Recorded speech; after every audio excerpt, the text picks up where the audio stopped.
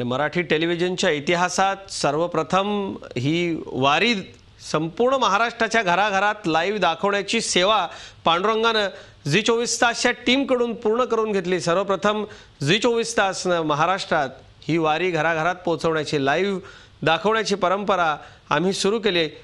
माझे सहकारी प्रशांत अनासपुरे आत्ता सध्या देहूनगरीत आहेत। आपण थेट जाऊयात प्रशांत यांच्याकडे। प्रशांत, याची देही याची डोळा वारी पाहण्याचं सुख तुम्हाला पुन्हा एकदा लाभलेलं आहे। माऊली, आज राज्याच्या कानाकोपऱ्यातनं तुकोबरायाच्या दिंडी करता लोक तिथे दाखल होत आहेत। काय नेमका उत्साह आहे, कशी तयारी सुरू आहे तुकोबरायांच्या पालखीच्या प्रस्थानाची?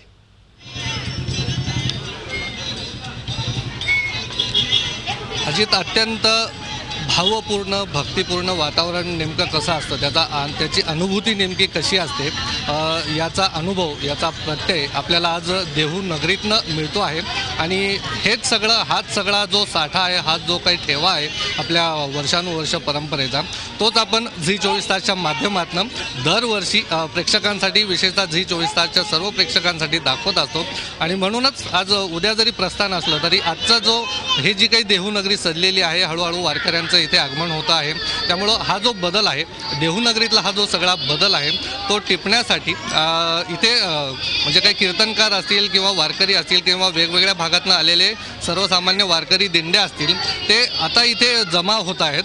त्यामुळे यंदाचा सोहळा जो आहे, संत तुकाराम महाराजांची जी पालखी आहे, कसा असणार आहे नेमका सोहळा, याविषयी आपल्यासोबत पालखी सोहळ्याचे प्रमुख विश्वास आहेत अशोक महाराज मोरे, की यावेळेचं वेगळेपण नेमकं कसं असणार आहे आपण थोडंसं त्यांच्याकडनं जाणून घेऊया। माऊली, खूप खूप स्वागत आहे झी 24 तासमध्ये। काय वैशिष्ट्य सांगाल?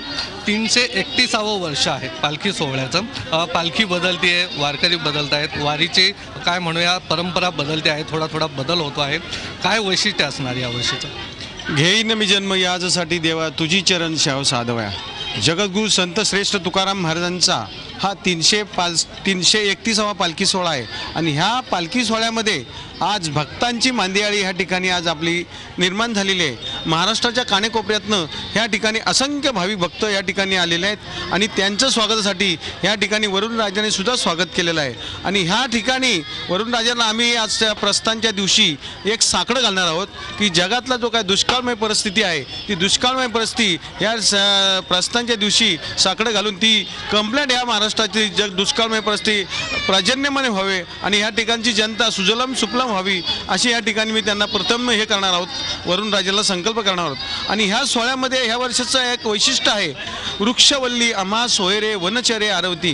परिवाराचं महत्त्व महाराष्ट्राने 350 वर्षापूर्वी सांगितलेलं आहे आणि त्याच परंपरेमुळे आज आपण ह्या ठिकाणी सुद्धा त्या परंपरेचंच एक पात्र म्हणून ह्या ठिकाणी आपण पालखी मार्गावरती प्रत्येक ठिकाणी 1000 झाडं लावून प्रत्येक ह्याच्यामध्ये पालखी सोहळा संपेपर्यंत 1 लाखाचा आपण संकल्प या ठिकाणी करणार आहोत। आणि ह्या वर्षाची आमची जी काय वारीची संकल्पना आहेत, स्वच्छ वारी, सुंदर वारी आणि हरितवारी।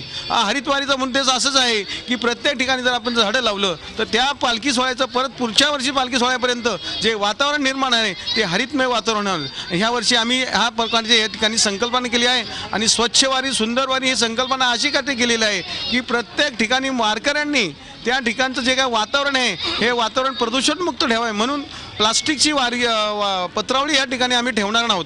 त्या ठिकाणी कागदाची पत्रावळी ठेवणार आहोत आणि ती कागदाची पत्रावळी ज्या टायमाला आपण वापरणार आहोत ती कंप्लीट नामशेष होते। आणि त्या ठिकाणी त्यानंतर त्यांचं अन्न जे काय राहिलेलं आहे ते अन्न आम्ही त्या ठिकाणी काय करणार आहोत, जमिनीत पुरायला लावणार आहोत, जेणेकरून पाठीमागे वारीची प्रशांत आपल्याला पालखी प्रमुख सांगतायत हरित वारी या वर्षीची असणार आहे। आपण आणखी बोलूयात।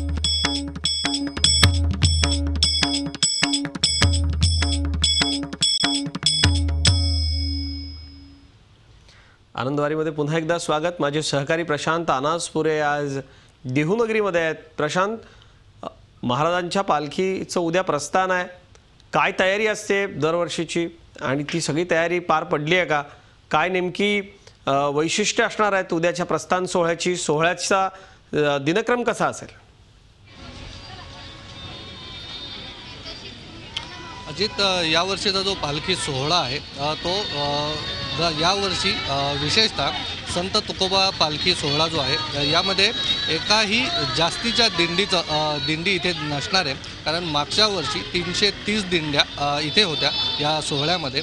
तेवढीच संख्या याही वर्षी ठेवण्यात आलेली आहे. त्याचं कारण असं सांगितलं जातं की वारकऱ्यांची जी वाढती संख्या आहे किंवा एकाच दिंडीच्या 2-2 दिंड्या किंवा 3 असे थोडेसे वादसंवाद झाल्यानंतर होतात. त्यामुळे फक्त दिंड्यांची संख्या वाढू नये, वारकऱ्यांची संख्या वाढावी असा यामागचा उद्देश आहे. आणि दुसरी गोष्ट म्हणजे सिक्युरिटीच्या दृष्टीने इथे CCTVचं योग्य प्रकारे इथे नियोजन सध्या तरी झालेलं दिसतं आहे. पोलिसांची संख्या आहे. यामध्ये विशेषतः यावर्षी महिला पोलीस अधिकारी जे आहेत त्या विशेषतः इथे सिक्युरिटीसाठी जास्त प्रमाणात आपल्याला आढळून येत आहेत. यंदाचा सोहळा आणखीन एक वैशिष्ट्य असं म्हणता येईल की संत तुकोबारायांची जी दिंडी आहे, हा जो सोहळा यामध्ये विदर्भ आणि मराठवाडा या ठिकाणचे वारकरी जे आहेत ते जास्त प्रमाण असतं. यावर्षी योगायोगाने म्हणा किंवा सुदैवाने म्हणा, या दोन्हीही भागांमध्ये सुरुवातीचा पाऊस जो आहे तो बऱ्यापैकी झाल्या कारणाने आपल्याला माहिती आहे की तुम्ही आम्ही सगळेच जण अनेक जण आपण शेतकऱ्यांची मुलं आहोत आणि शेतकरी बळीराजा आणि वारी यांचं एक अत्यंत जिव्हाळ्याचं नातं आहे. गावी जर पाऊस असेल तर तो पाऊस जर समाधानकारक असेल तर वारीमध्ये जे वारकऱ्यांची संख्या वाढते त्याचंच हे प्रतिबिंब उमटलेलं असतं.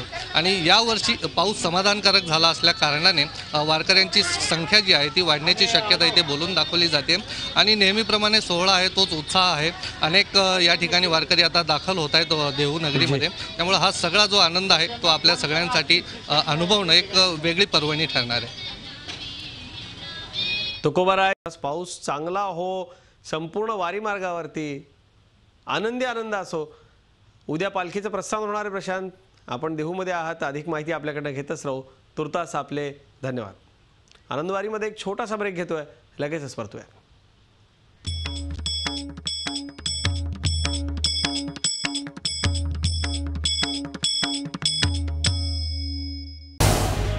झी 24 तास रहा एक पाऊल पुढे.